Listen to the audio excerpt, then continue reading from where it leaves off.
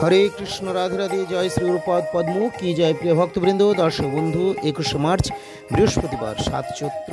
এই দিন হলো ব্যঞ্জলি মহাদ্বাদশী ব্রত উপবাস।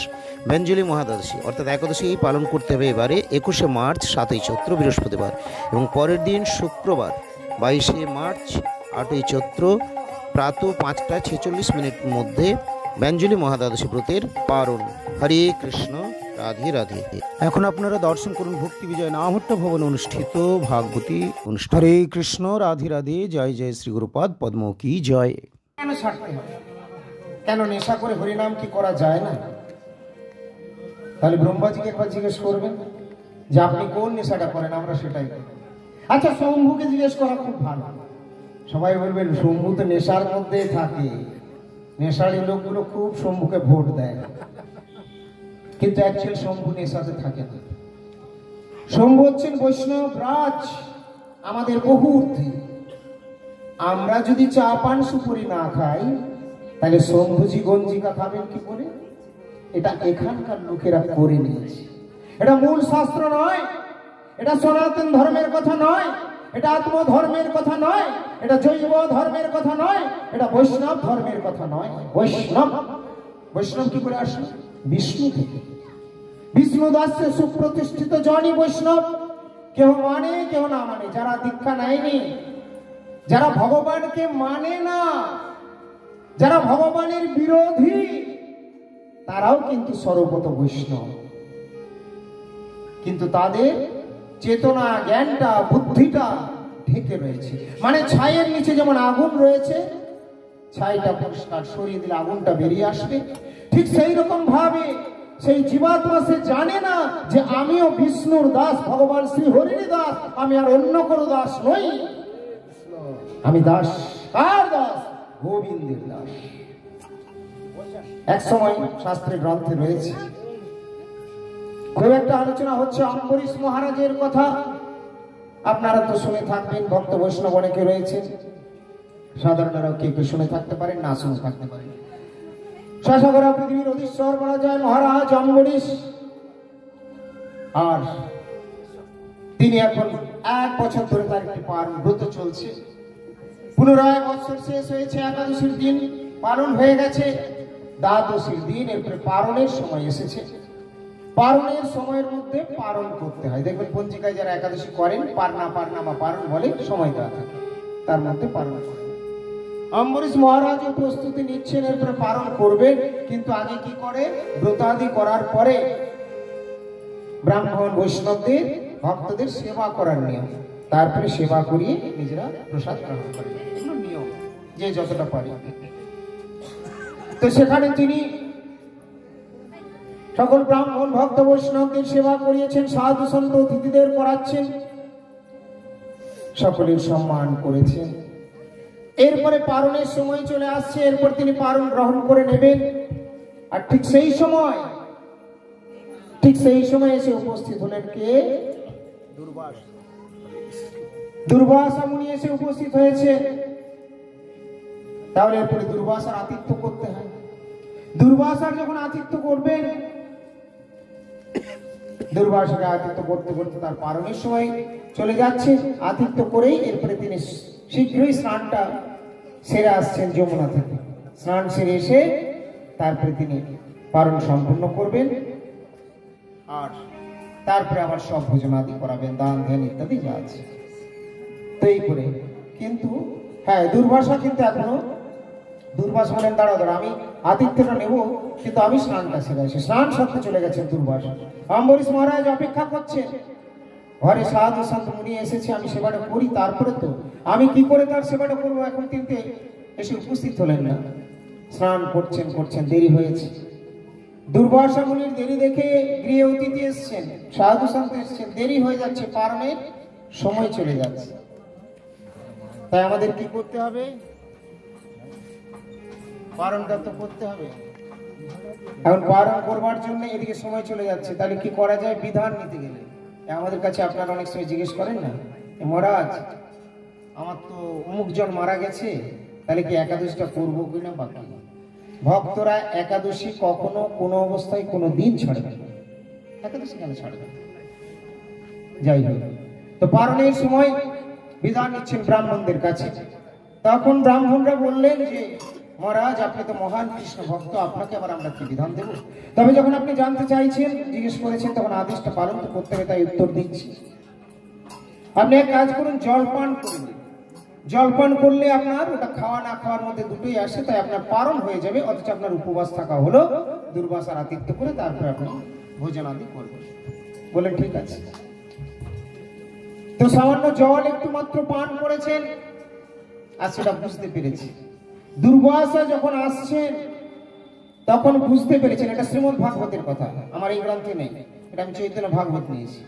এখন ভগবান যেটা বলাচ্ছেন কিছু বলতে হবে, এখান থেকে আলোচনা করতাম, কিন্তু ওখানে পাঠিয়ে দিলেন প্রথমে ভাগবতের কথা।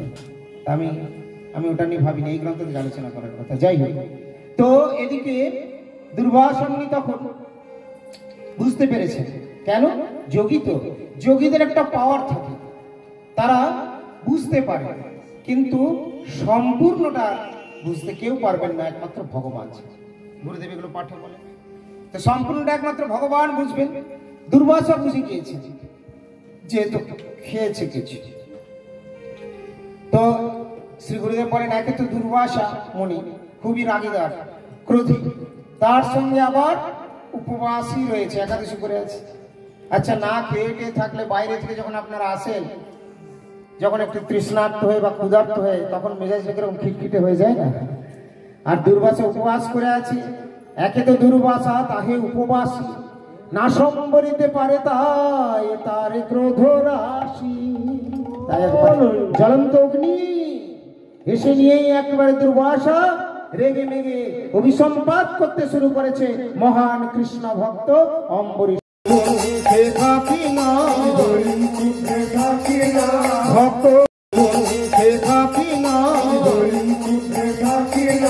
ভক্ত অঙ্গ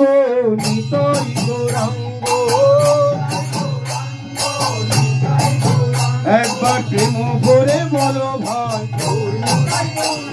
প্রেম ভরে বলো ভাই, প্রেম ভরে বলো ভাই, একবার প্রেম ভরে বলো ভাই, একবার নেচে নেচে বলো ভাই, নেচে নেচে বলো ভাই, প্রেম ভরে বলো ভাই, প্রেম ভরে বলো ভাই, প্রেম ভরে বলো ভাই, প্রেম ভরে বলো ভাই। কলিযুগ পাবনকারী স্বয়ং ভগবান শ্রীকৃষ্ণ নদীর দুনিয়ায় গৌর হরি।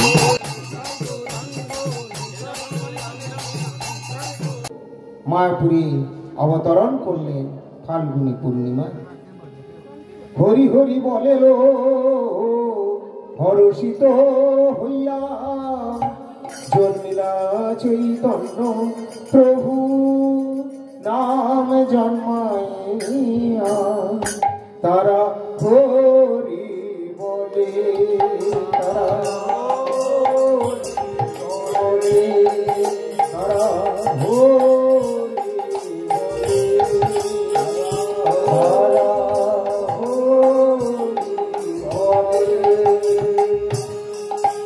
জয় জয় গৌর হরি হরি বলে, জয় জয় গৌর হরি হরি বলে, জয় জয় গৌর হরি হরি বলে, জয় জয় গৌর হরি হরি বলে। মায়াপুরে জন্ম নিল নদের নিমাই, ঘরে ঘরে জানালো কৃষ্ণ নাম। মায়াপুরে জন্ম নিল নদের নিমাই, ঘরে ঘরে জানালো কৃষ্ণ নাম। মায়াপুরে জন্ম নিল নদের নিমাই, ঘরে ঘরে জানালো কৃষ্ণ নাম। মায়াপুরে জন্ম নিল নদের নিমাই, ঘরে ঘরে জানালো কৃষ্ণ নাম। মায়াপুরে জন্ম নিল নদের নিমাই, ঘরে ঘরে জানালো কৃষ্ণ নাম। মায়াপুরে জন্ম নিল নদের নিমাই, ঘরে ঘরে জানালো কৃষ্ণ নাম। তারা হরি বলে, জয় জয় গৌর হরি হরি বলে,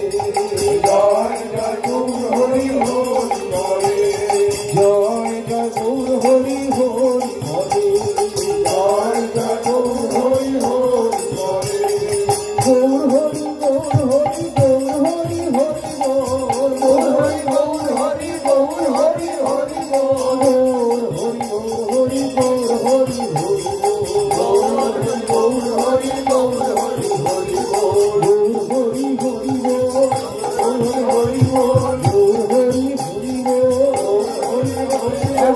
প্রেমানন্দে বাহু তুলে গৌর হরি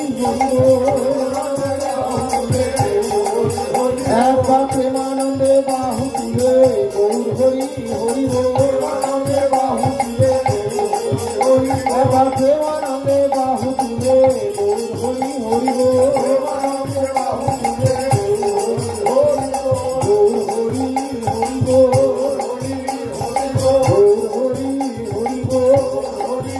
হরি প্রেমানন্দে বাহু তুলে হরি বল হরি প্রেমানন্দে বাহু তুলে প্রেমানন্দে বাহু তুলে হরি বল হরি প্রেমানন্দে বাহু তুলে হরি বল হরি প্রেমানন্দে বাহু তুলে গৌর হরি হরি প্রেমানন্দে বাহু তুলে হরি হরি